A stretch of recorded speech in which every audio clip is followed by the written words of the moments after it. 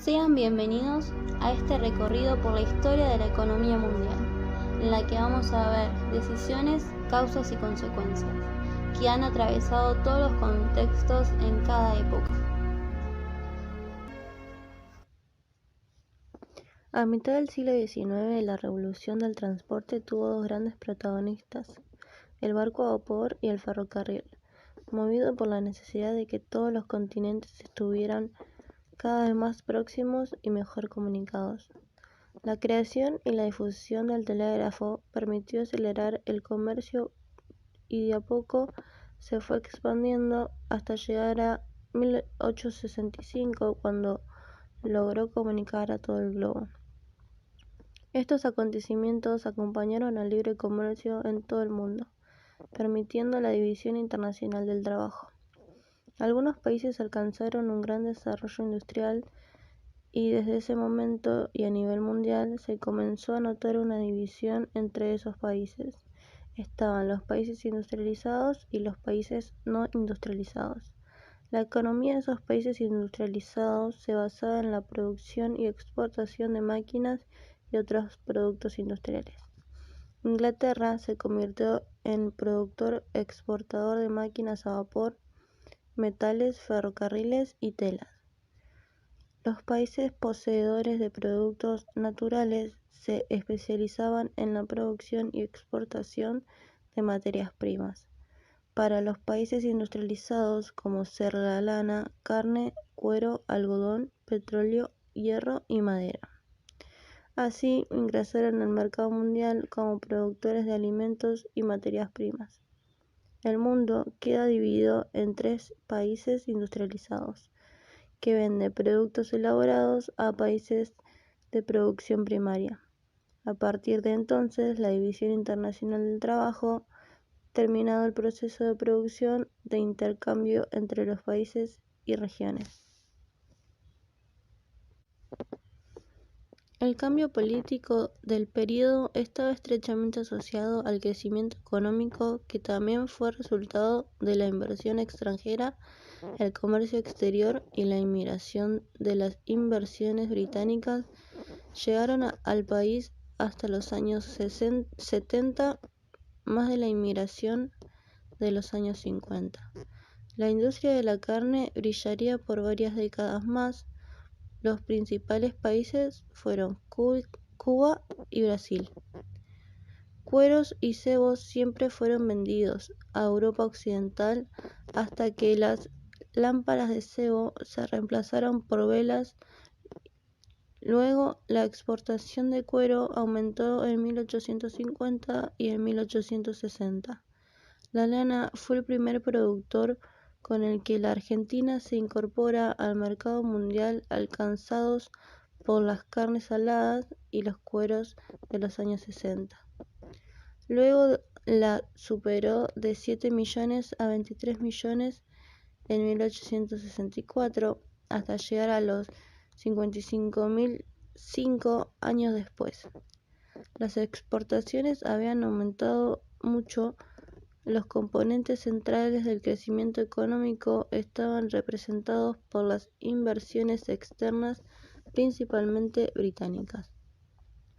Más tarde, el país importaba trigo, que superó a la lana y se convirtió en la principal exportación del país. Todos los sectores de la economía experimentaron una rápida expansión. El Producto Bruto Nacional aumentó un 6% anual. Hubo crecimiento demográfico que se debió a una mejor calidad de vida, pero también a la ola de inmigrantes de Europa del Sur. El fenómeno más sobresaliente de la época fue entre 1895 y 1914. La población creció del 2,3 millones a 3,3 en población urbana.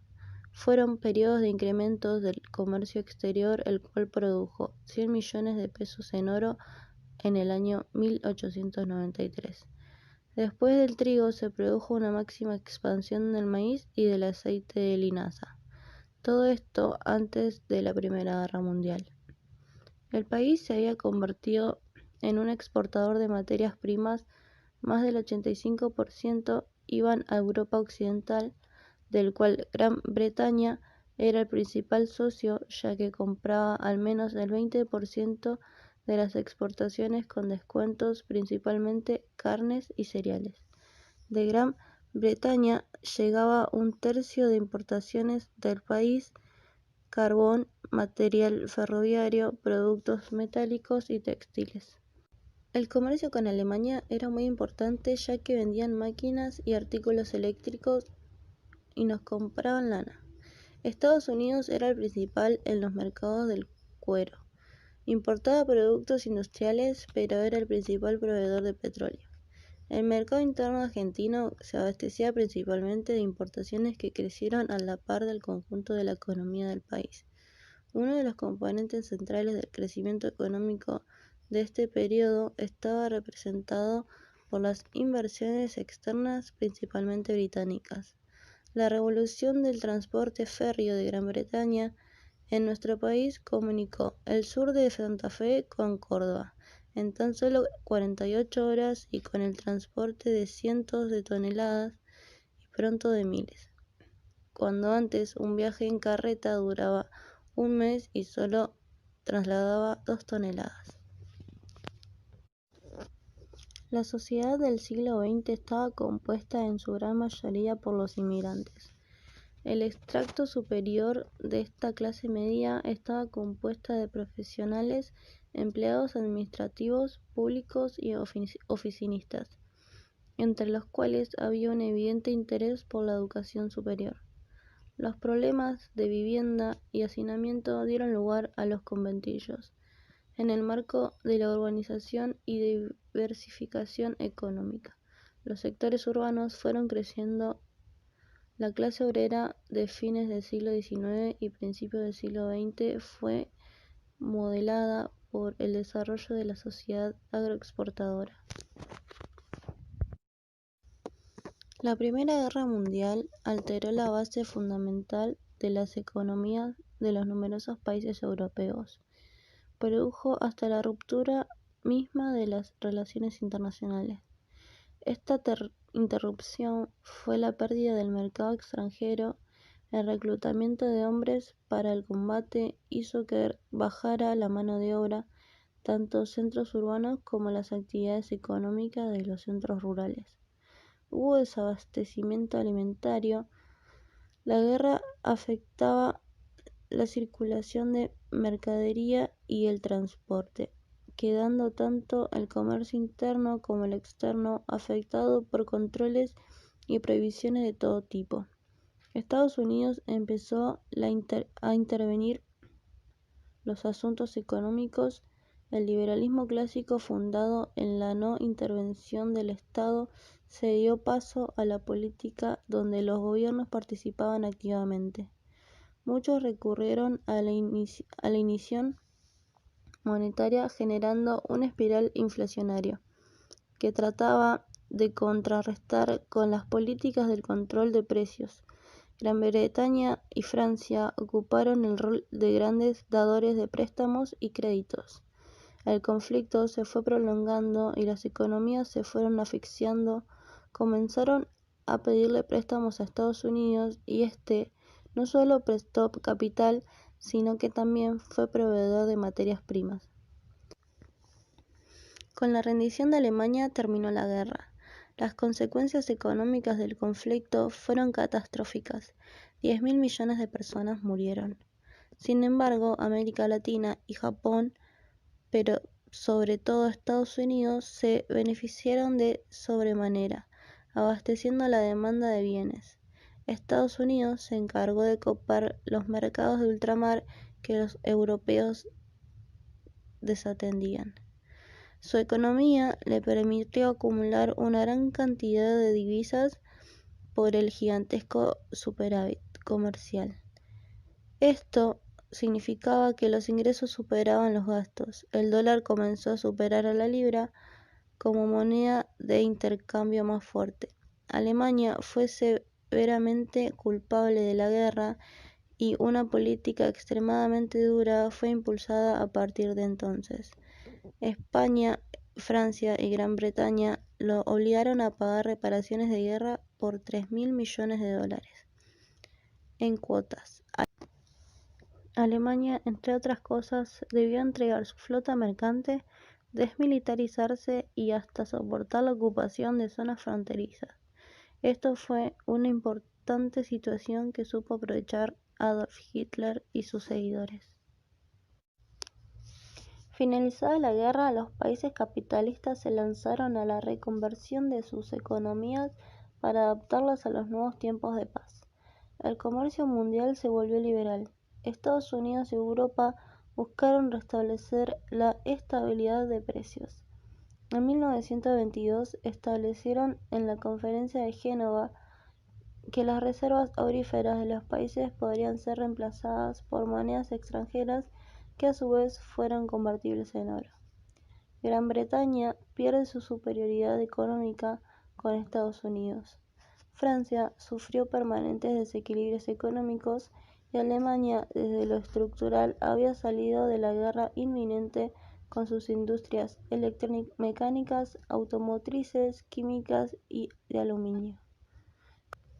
Como no se había combatido en su suelo de la posguerra, se reactivaron rápidamente, pero las reparaciones de guerra impuestas por los vencedores desataron una hiperinflación que en 1923 empobreció a gran parte de la población a partir de 1924 hasta 1929. Comienza a recuperarse con la ayuda de Estados Unidos a través del Plan Dawes. Estados Unidos entonces se consolidó como la principal potencia en los años 20.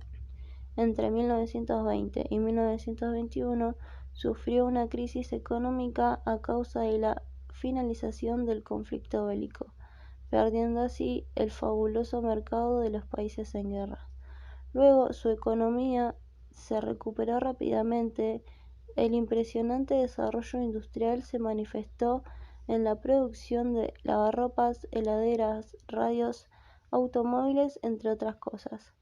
Los medios de comunicación se modernizaron y fueron claves del boom productivo. El auge de la productividad en la industria americana se debió fundamentalmente a las nuevas formas de organización del trabajo, a través del Taylorismo y el Fordismo, para introducir la subdivisión del trabajo, en etapas que no solamente perseguían una mayor especialización de los obreros, sino que buscaban reducir los tiempos muertos del proceso productivo. El Taylorismo fue impulsado por Frederick Taylor entre 1853 y 1915. Fue un sistema que pretendió aumentar el esfuerzo del obrero a través de la recompensa para de este modo aumentar la producción, mientras que el Fordismo impulsaba a Henry Ford en 1918. Fue un sistema de producción en serie que aceleraba el ritmo del trabajo, y ambos sistemas contaron con estrategias basadas en la estandarización y el control de los tiempos de trabajo obrero, para los cuales ya no se requirió de la mano obrera calificada y por lo tanto permitió emplear a muchos inmigrantes. El auge económico industrial de Estados Unidos escondía debilidades. Se producían grandes cantidades, pero la demanda efectiva no era lo esperado. Hubo una situación de sobreproducción.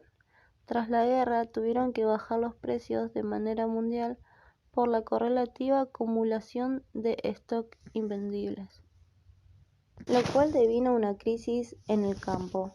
Agricultores y tamberos comenzaron a generar deuda. La política era regresiva y mantenía muy bajo el gasto público. Estalló una verdadera fiebre. La especulación de inversores se sumó a la de fondo de inversión, conformada por la mirada de pequeños ahorristas que invertían su dinero en títulos y acciones. En 1999, el sistema económico comenzó a dar señales de agotamiento. Crisis agrícolas, desaceleración del ritmo de construcción, la caída de producción, la quiebra fraudulenta de una gran empresa londinense de productos fotográficos.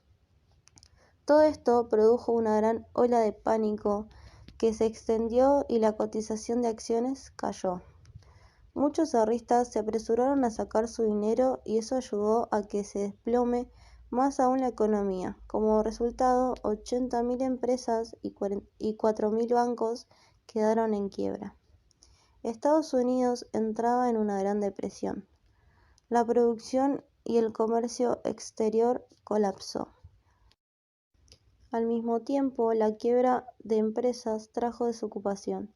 Se produjo un 25% de desocupados y se tradujo en 15 millones de personas. El reclamo en las calles aumentaba a medida que los empleados se quedaban sin trabajo, no podían pagar los créditos hipotecarios y eran desalojados. Ford dejó sin empleo al 75% de sus obreros, y a los sectores industriales la producción se redujo entre 80 y un 60%.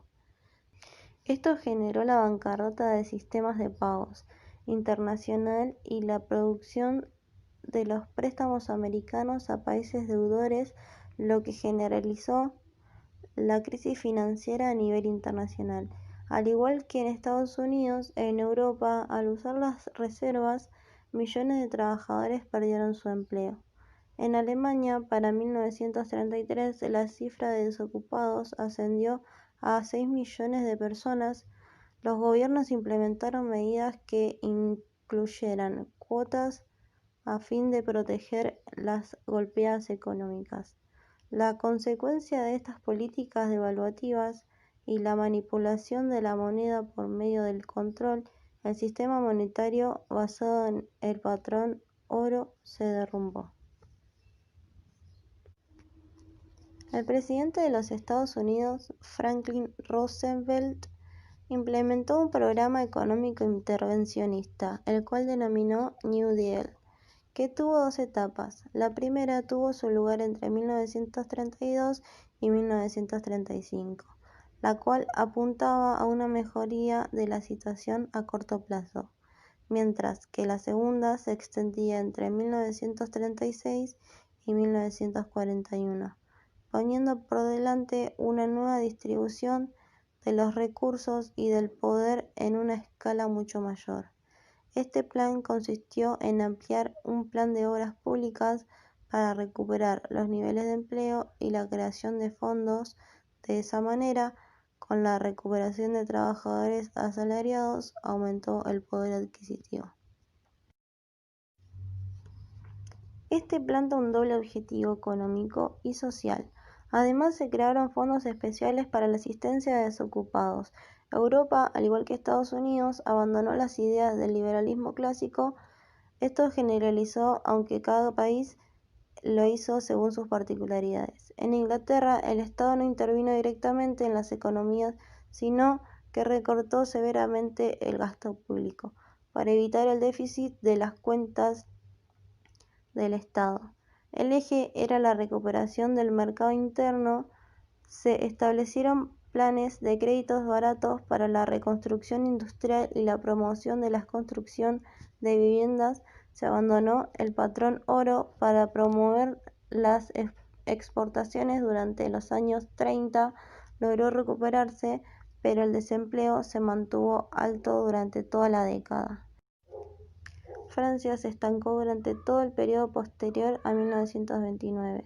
Su reserva de divisa le permitieron sobrellevar por algún tiempo la Gran Depresión sin abandonar el patrón oro, pero mantener los costos en un marco de devaluación general a escala internacional hizo que el gobierno tome medidas deflacionistas. No se logró salir sino hasta la Segunda Guerra Mundial en Alemania. La desaparición de la finalización exterior a principios de la década de 1930 y el aumento de las dificultades económicas propiciaron la aparición de Adolf Hitler. Con el nacionalsocialismo, su plan fue establecer un programa masivo de obras públicas que ayudó a bajar rápidamente los índices de desempleo, la baja de importaciones no esenciales, el estímulo a las exportaciones con subsidios, el mantenimiento de los salarios y los precios. El 23% de la renta nacional era sobre el gasto militar. Para aumentar el gasto estatal, el gobierno implementó medidas de fuerte restricción de inversión privada establecida especialmente en la industria de bienes durables. El ahorro forzoso y la suba de impuestos ayudaron asimismo para frenar la demanda de los consumidores privados. Esta fue una depresión más larga en el tiempo que afectó a mayor cantidad de países durante el siglo XX y en el siglo XXI se utilizó como paradigma para ver hasta qué punto se puede producir un gran deterioro en la economía mundial. La Argentina del modelo agroexportador a la industrialización por sustitución de importaciones. Durante el siglo XIX, América Latina se convirtió en uno de los mercados más importantes de provisión de materias primas y de consumo de productos manufacturados de la economía inglesa, es decir, productos que dependen de la mano de obra del trabajador y de maquinarias. Gran Bretaña tenía invertido en Latinoamérica el 75% de sus inversiones. La Argentina, antes de la guerra, participaba del 72% del comercio inglés y concentraba el 67% de sus inversiones. Así, nuestro país se insertaba perfectamente dentro del esquema de división internacional del trabajo, como productor y exportador de productos primarios, cereales y carnes, y como consumidor e importador de bienes manufacturados y de capitales, entre ellos ferrocarriles, barcos y seguros. En este contexto comenzaba la penetración de los productos de Estados Unidos en la economía argentina. En competencia con Inglaterra por el mercado de nuestro país se produjo durante 20 años un comercio triangular entre Gran Bretaña, Estados Unidos y Argentina. Estados Unidos invirtió en varios sectores, petróleos, frigoríficos, además promovió las exportaciones de vehículos automotores y maquinarias agrícolas. Los capitalistas compraron acciones de bancos, compañías ferroviarias, servicios eléctricos y telefónicos. Paralelamente, el comercio de Gran Bretaña se mantuvo en su exportación de materias primas, a cambio de exportaciones de productos manufacturados y capitales, pero Estados Unidos era autosuficiente, no solo en materia industrial, sino también en la producción de materias primas, y su mercado estaba fuertemente protegido por altas tarifas aduaneras. Argentina utilizaba el saldo positivo en su balanza comercial con Inglaterra para financiar su déficit con Estados Unidos. A causa de la competencia de los norteamericanos y los ingleses por la economía argentina, se llevó a cabo la firma del Tratado de Aberdeen entre Inglaterra en nuestro país, que se trataría de la confirmación que entre ambos países debía existir un intercambio de intereses, industria ferroviaria y manufactura. A causa de que el año siguiente se produce el golpe de Estado de 1930 a Hipólito Yrigoyen. Quebrantó el modelo agroexportador y promovió un gran cambio hacia el modelo de industrialización por su sustitución de importaciones. Gran Bretaña, golpeada por la caída general del comercio y la producción nacional, promovió una política referencial dispuesta solamente a exportar e importar productos a las colonias de su imperio, subiendo los aranceles de protección. Para este entonces, la pobreza y la desocupación azotan el pueblo argentino, que amenaza con dejar de pagar la deuda de Inglaterra, pero esto aún no era suficiente. En 1933, el presidente Justo busca alcanzar un acuerdo que garantice el acceso al mercado inglés. Para eso envía a Gran Bretaña al vicepresidente Julio Argentino Roca Hijo. La misión del gobierno argentino desembarca en Londres en febrero de 1933. Las negociaciones son duras y luego de varios meses sale a la luz un emblemático pacto, el Tratado Roca-Runciman. Por este pacto, el Reino Unido se compromete a comprar carnes argentinas siempre y cuando el precio de venta sea menor al de los demás proveedores. A cambio, Gran Bretaña así asegura que la exportación de carne se distribuya en su mayoría por los frigoríficos británicos. Esto significa que se elimina a la Argentina del negocio frigorífico, es decir, que le quita la posibilidad de darle valor agregado a la carne y controlar los precios de venta. Como frigoríficos pertenecen a las capitales ingleses, las ganancias de estas empresas son remitidas a Gran Bretaña, es decir, que el dinero que se genera se gasta afuera y no en el mercado argentino. Los ingleses además exigen un trato preferencial para sus productos textiles, la libre importación de carbón, el insumo para ferrocarriles y que la Argentina cumpla con los pagos de la deuda externa. Se acuerda otorgar el monopolio del transporte público de la Ciudad de Buenos Aires a la compañía Anglo Tranvías, que pasa a controlar también las líneas de colectivo. La Argentina, por su interdependencia recíproca, es desde el punto de vista económico una parte íntegra del Imperio Británico. A pesar de las críticas del presidente Justo, pone en vigencia el pacto y busca aplacar los problemas. Eso exige dar una respuesta a los pequeños ganaderos que quedan restringidos en un mercado interno reducido por la crisis. Para eso llama un nuevo ministro de Hacienda, Federico Pinedo. Al cerrarse los mercados internacionales, el mercado interno se satura con una excesiva oferta de carne, lo cual provocó una caída de los precios que deja a los pequeños ganaderos en una situación de riesgo. Pinedo crea entonces la Junta Reguladora de Carnes y Granos, que propone como solución comprar el excedente de oferta y así mantener los precios altos. Pero en septiembre de 1934, un senador opositor, Lisandro de la Torre, propone la creación de una comisión investigadora para denunciar el pacto Roca-Runciman.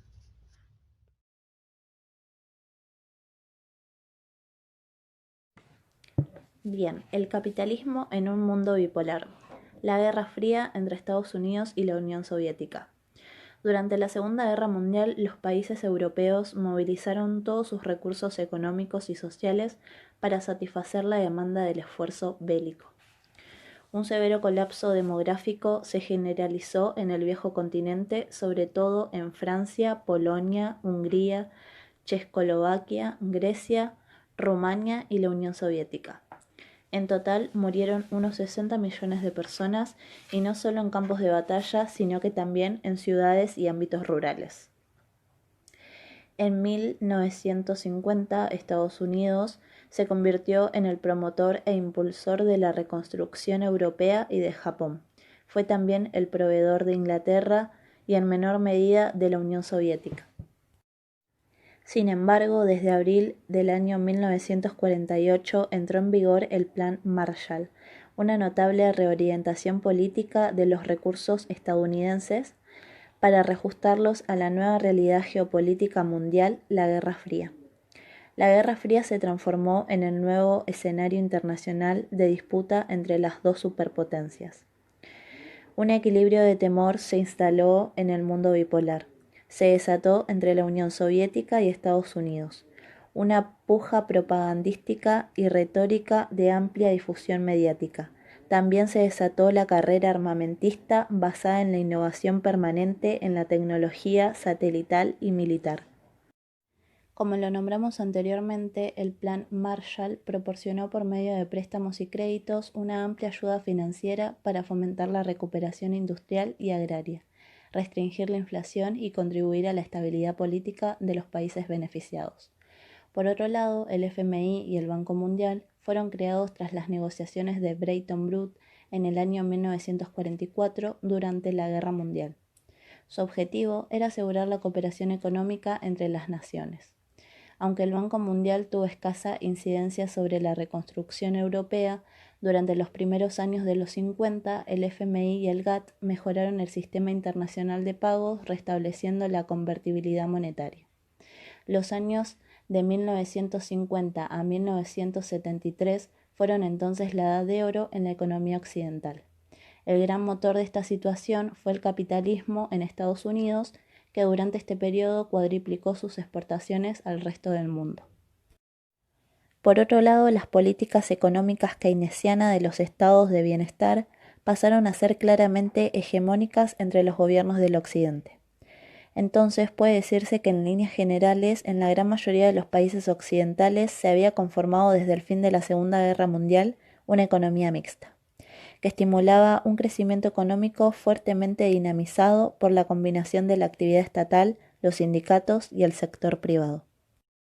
Luego, entre el fin de la década del 60 y comienzo de los 70, una serie de múltiples factores motivaron la crisis del estado de bienestar en el capitalismo occidental y el fin de las políticas keynesianas.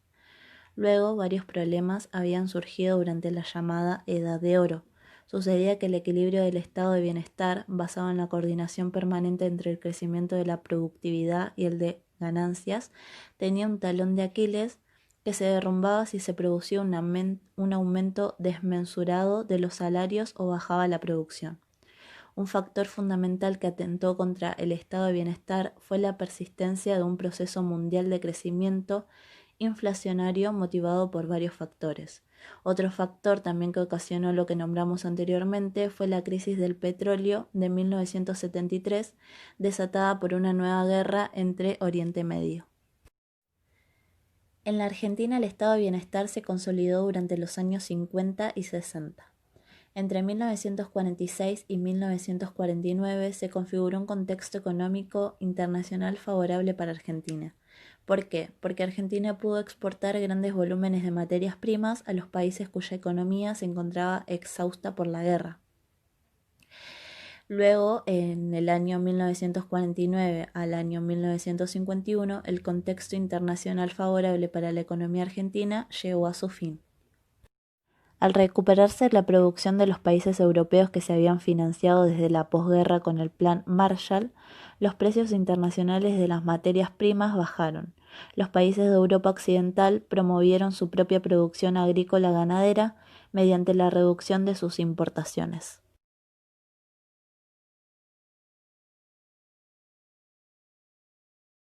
Por otro lado, la construcción del Estado neoliberal tiene como condición eliminar la libertad de acción del Estado nacional, es decir, crear restricciones tales que la libertad de maniobra de las políticas públicas quede severamente recortada. El objetivo del neoliberalismo es permitir el libre despliegue de las fuerzas del mercado y consolidar los intereses hegemónicos establecidos. Es por esto que es impredecible maniatar al Estado.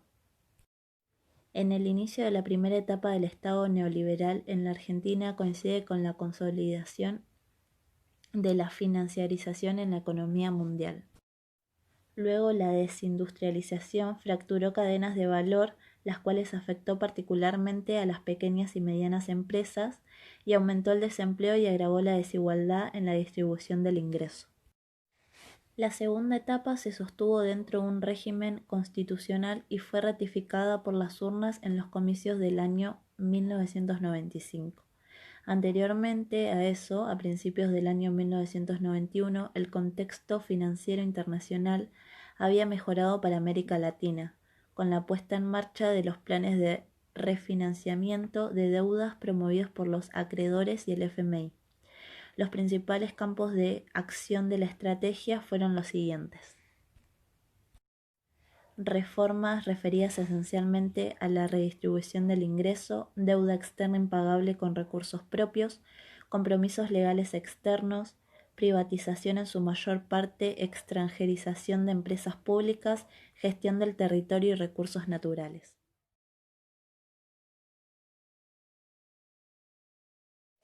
Otro tema también que se tocó durante el año fue el malestar sobrante, el cual hoy en día se define como una cuota que nos toca pagar, la cual no remite solo a las renuncias pulsionales que posibilitan nuestra convivencia con otros seres humanos, sino también que lleva a la resignación de aspectos sustanciales del ser mismo como efecto de circunstancias sobreagregadas.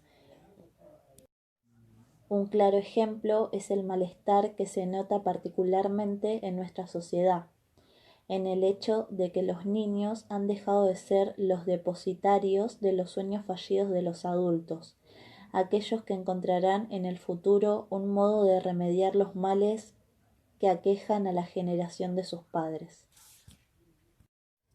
El malestar sobrante también está dado por algo más, el cual somete el desaliento y a la dignidad y nos melancoliza como viejos a un siglo de nuestra existencia.